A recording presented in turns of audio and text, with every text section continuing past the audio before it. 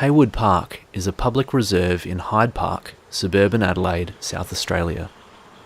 The park is of great natural and cultural significance as it contains the last remaining grey box eucalypt trees of what was once known as Black Forest on the Adelaide Plains. It was a meeting place for the indigenous Kaurna nation and was protected by its last private owners, William and Annie Haslam, as the city of Unley grew. It was purchased by the local council in 1920, which agreed to preserve it in its natural state. Since then, the park's management has drifted away from the council's original promise. In the early 2000s, conservationists' efforts to restore native understory plants in order to reduce stress on some of the ageing trees were rejected, thus paving the way for the problems the park now faces. In 2012, a woman was cut when branches dropped during a public holiday in summer when visitation was at its peak.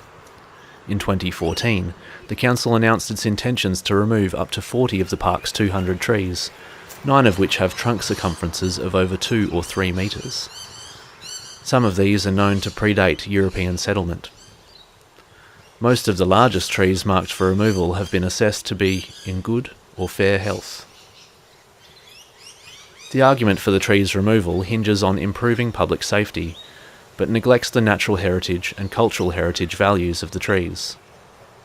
Dropping branches is part of the life of a tree, and the holes left behind create nesting hollows for insects, birds and mammals.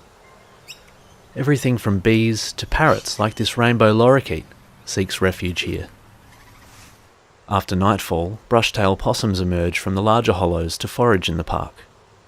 They are listed as rare under South Australia's National Parks and Wildlife Act, which theoretically protects them from any human activity detrimental to their welfare. Will this protection extend to the proposed tree removals and loss of nesting hollows?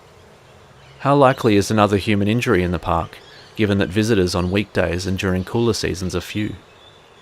How is this measured against the tree's immense habitat value for non-human species? Society fails to recognise that even in death, trees provide life.